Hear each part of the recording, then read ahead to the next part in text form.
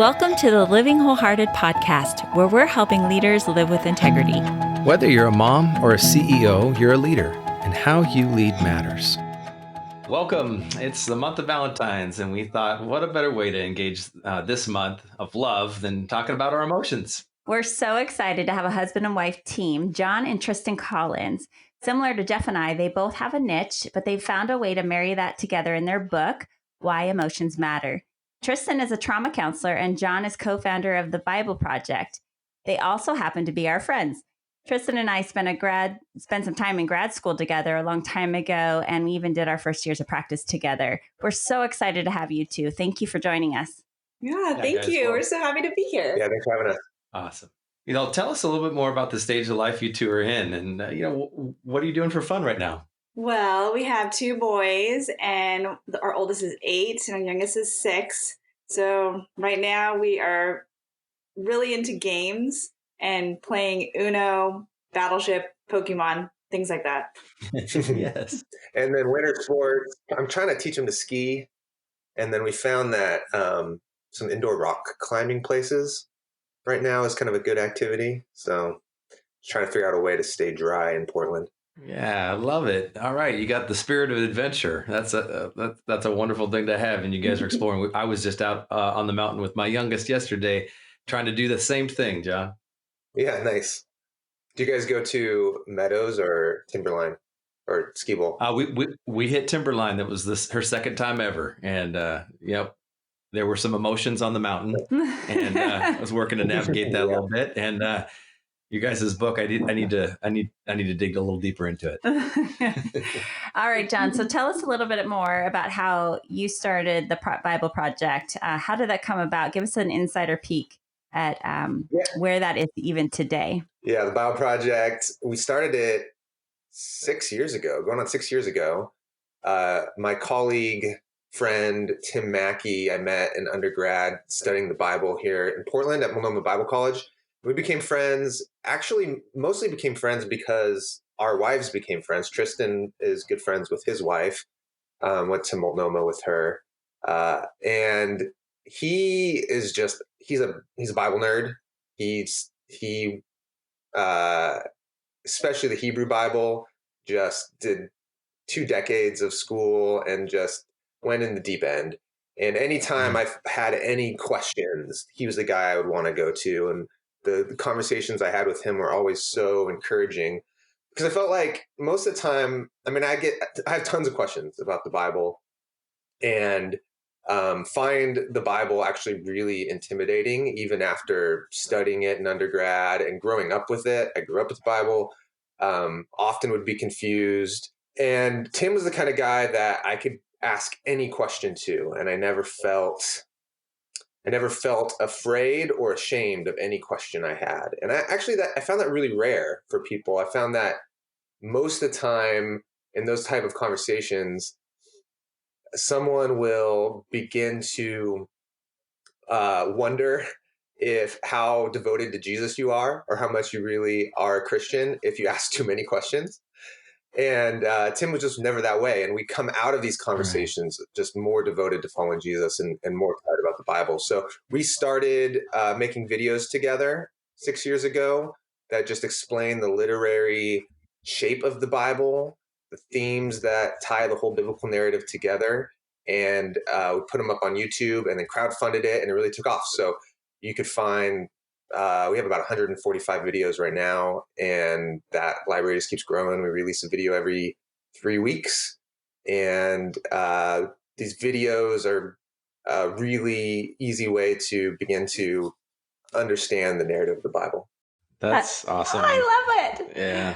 We love the artistic side of it, love the theological side of it, and love the way it's helping people in our lives make a connection to the word in ways in which they hadn't experienced before. We've seen that happen, haven't we, Ann? Yeah. So thank you. Thank you so much for what you're doing and the way it's impacting so far beyond where you guys could reach just in Portland, Oregon. Awesome. Yeah. Our pleasure. Well, Tristen, why counseling? So I did my undergrad degree at Multnomah in Bible and theology. And so I'm interested in both theology and psychology because they give us insight and wisdom to the human condition. And I love how counseling is the merging of both of those interests. Mm-hmm. I love it. It's a beautiful blend of both your expertise. And so let's talk a little bit about your book. Okay, so why did you start with emotions? That's what you spent your whole book talking about. Tell us why emotions. Well, just studying about trauma, I saw a consistent theme that to recover from the impact of trauma is being able to identify and manage your emotions. And then I was also seeing that that same skill is also the skill for emotional intelligence. And emotional intelligence is really vital for being spiritually mature as well. I really love how Peter Scazzaro in his book, Emotional Healthy Church, says that you can't be spiritually mature without also being emotionally mature. So good. So I think that I really just wanted to dive further into the more therapeutic skills and then also just merging together the biblical wisdom that John and I have both gained from learning from Tim and also Timothy Keller as well as really influenced us.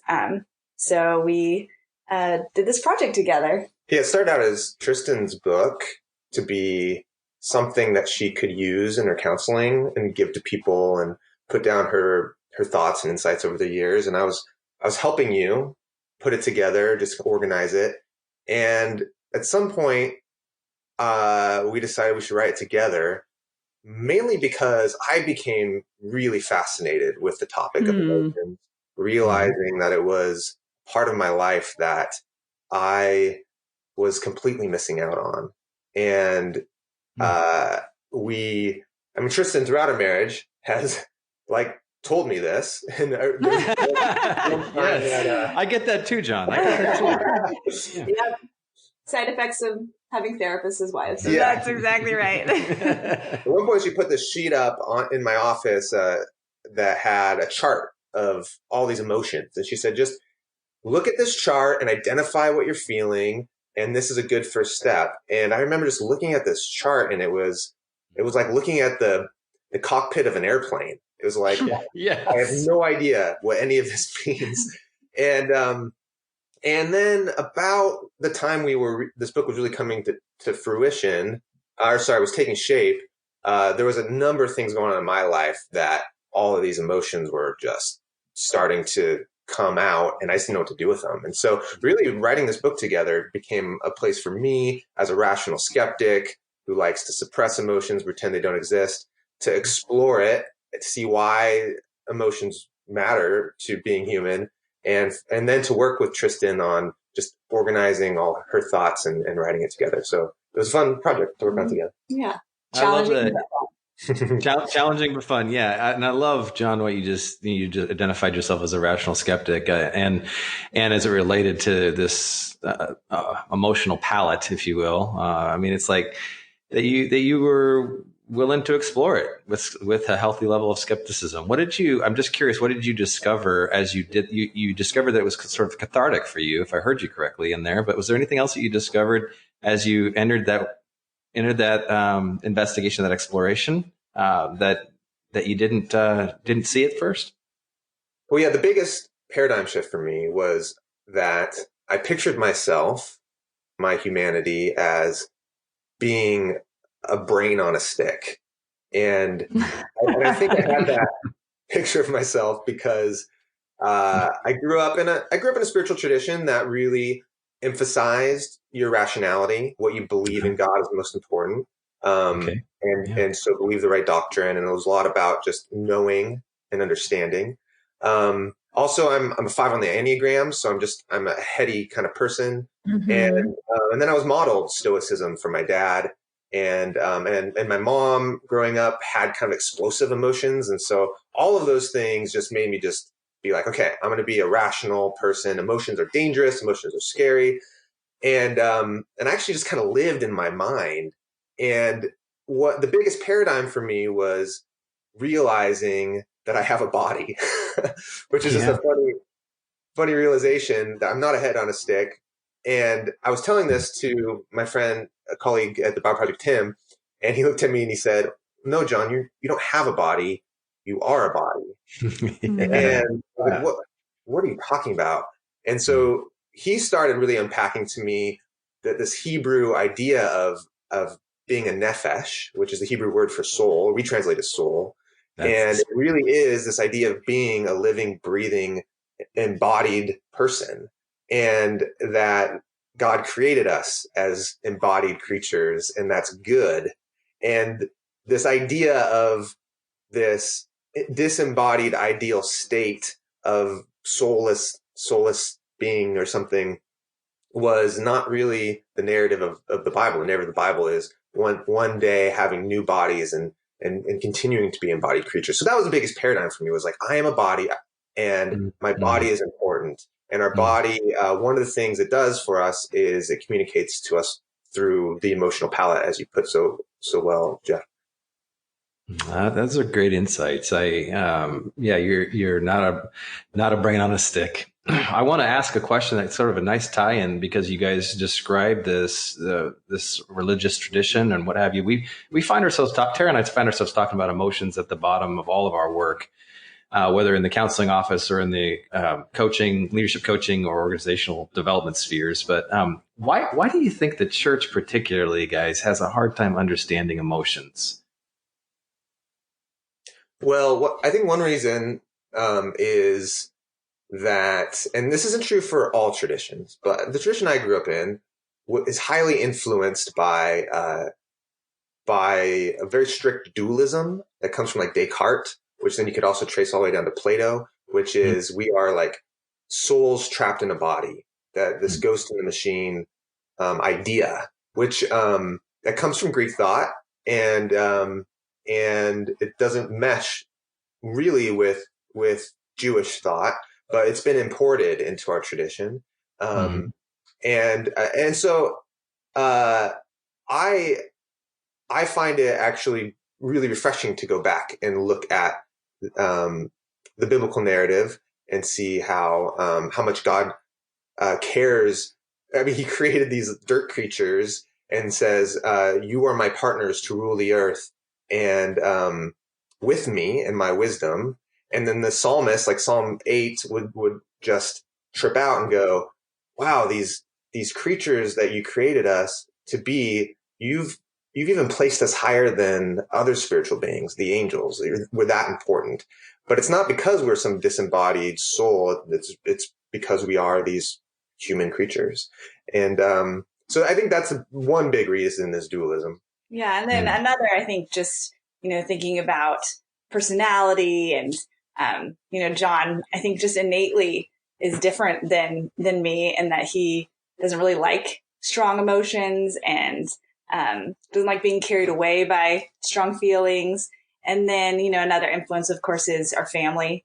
So that would be definitely from the field of psychology, understanding how much we're influenced by our family and relationships.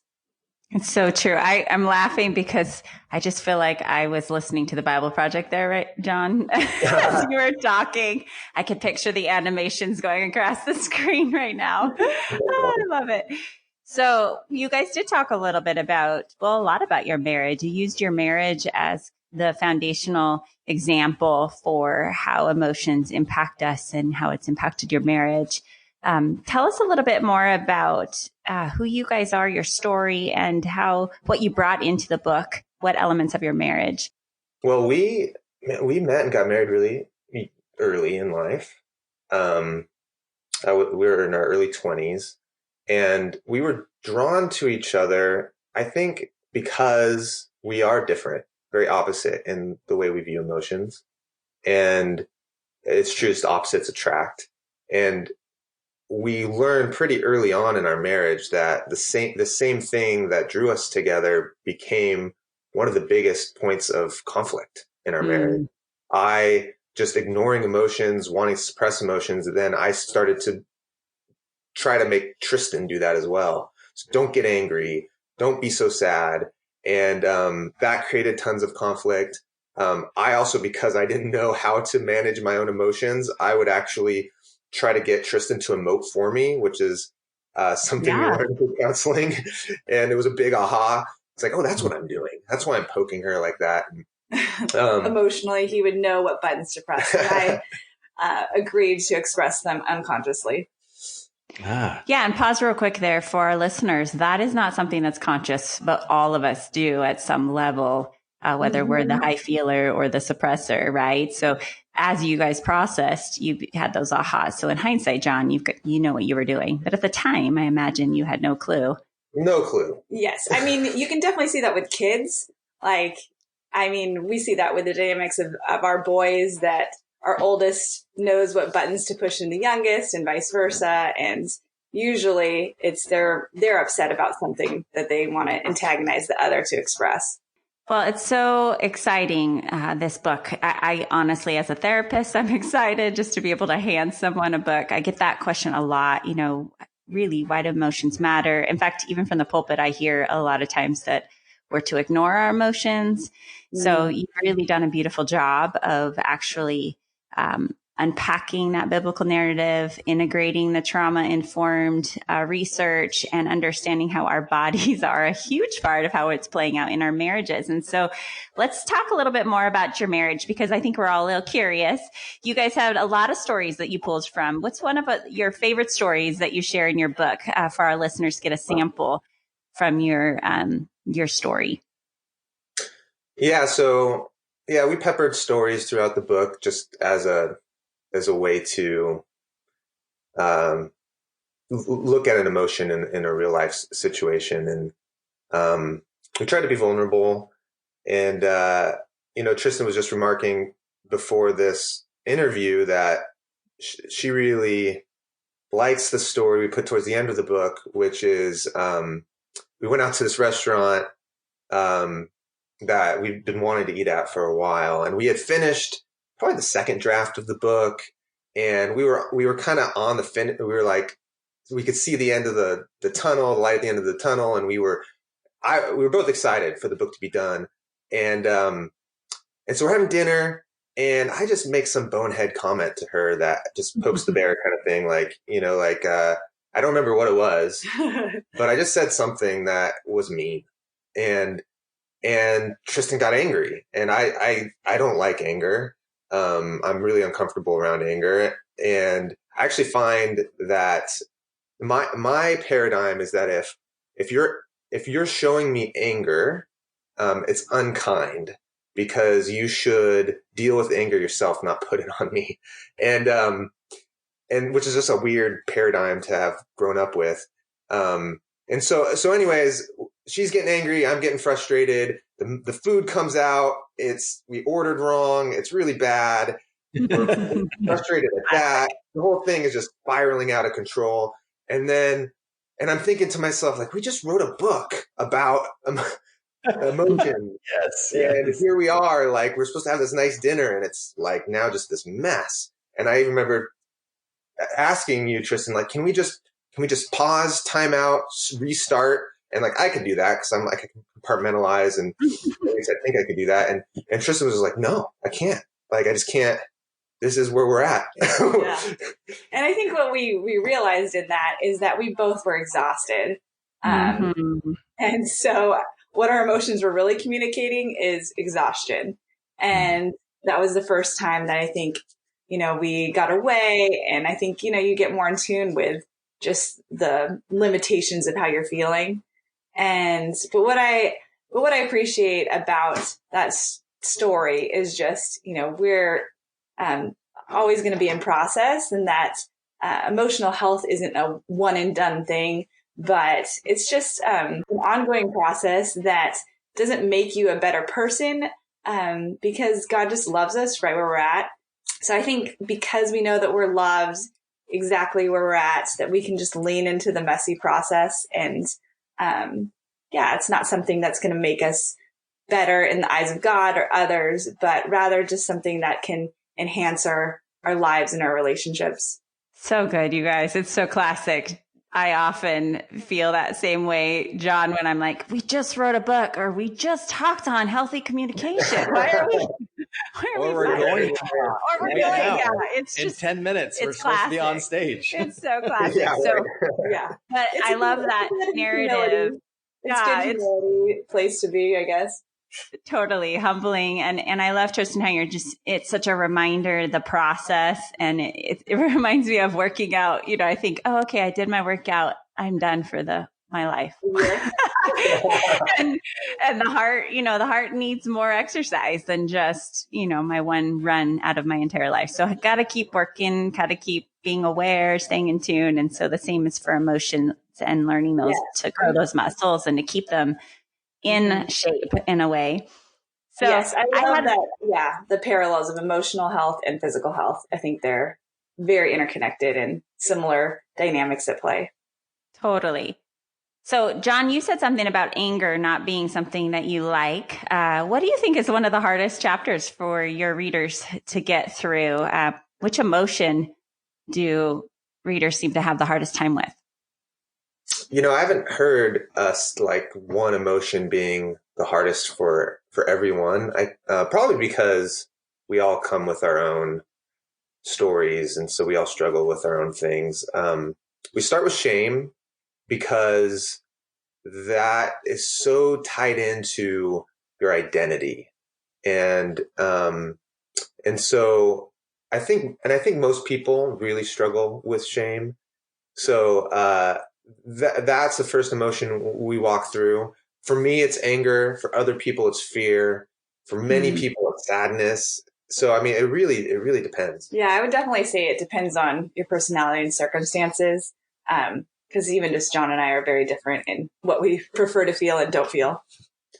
Yeah. Yeah, like so Tristen, you are, we've talked about how anger is kind of a secondary emotion sometimes, or what do you call it? No, the anger often has feelings connected with it underneath that, sadness is always underneath, or can be underneath anger at times. But I feel like for me, the feeling that's actually harder for me to acknowledge is probably more jealousy. Because, being more of an Enneagram 2, I like to pride myself on helping people, and jealousy seems like a very petty feeling. But I think jealousy is such an important feeling because it reveals what we really value. And I think the more attuned we are to the things that trigger a desire in us, I think the healthier that we can be about those desires. So good. I just have to mirror something back and then I'll let Jeff talk. But I love what I'm hearing in kind of this undergirding that emotions are a cue to something beneath the surface. So that jealousy, to not be afraid of the emotion, but what you're saying is underneath, it just cues me into what the desires of my heart are.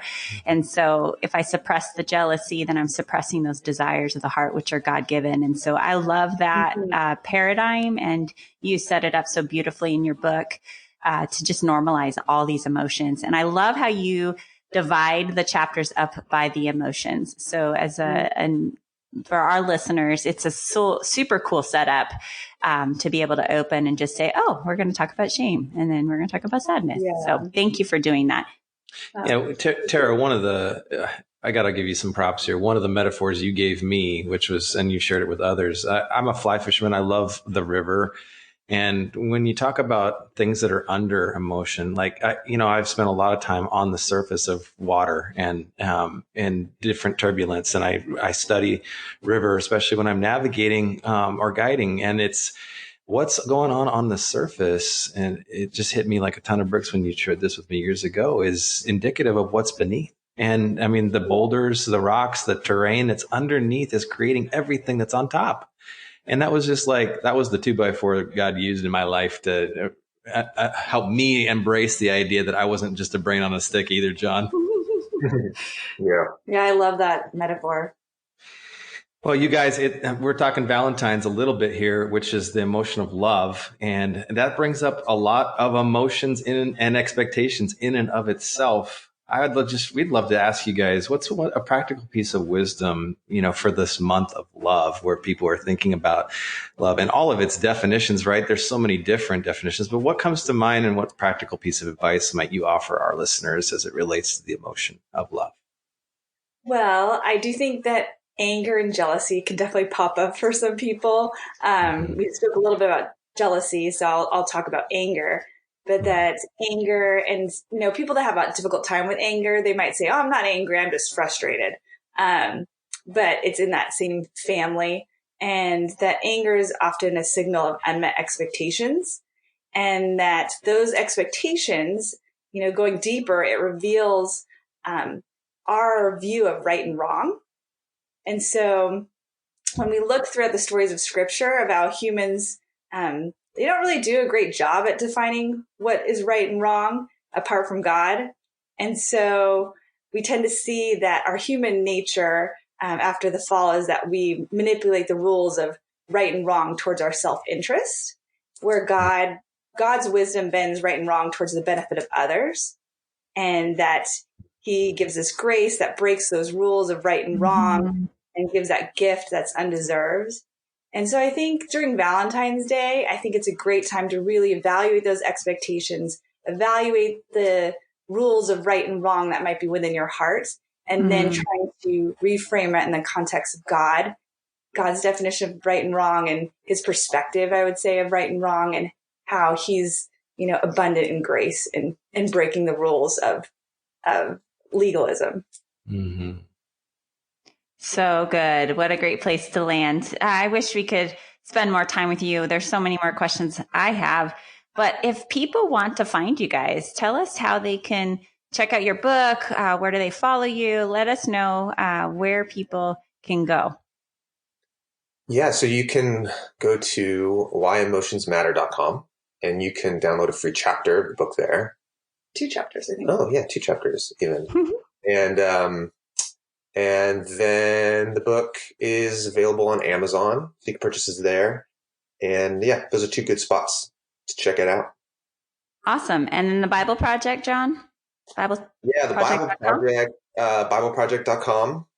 And if you're a YouTuber, you go to youtube.com/the Bible Project, and all of our videos are there as well. Awesome. So I am feeling excited. What are you feeling, Jeff? I'm feeling excited too. And I also am feeling attracted to you right now. Oh gosh. How does that come out of this podcast?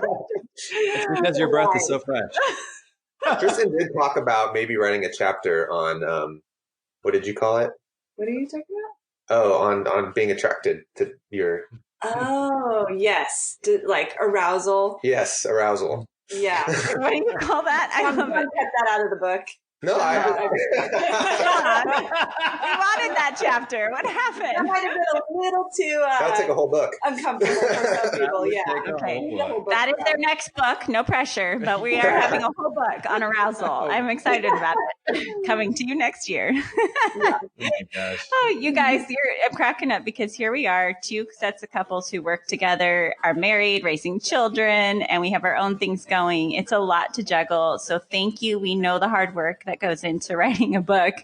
And we know that so much of your life and heart and expertise has brought into this. So please, please, please go get this book. It will be foundational for every relationship, your relationship with God, yourself, your marriage, your children, your colleagues. It'll touch every part of who you are.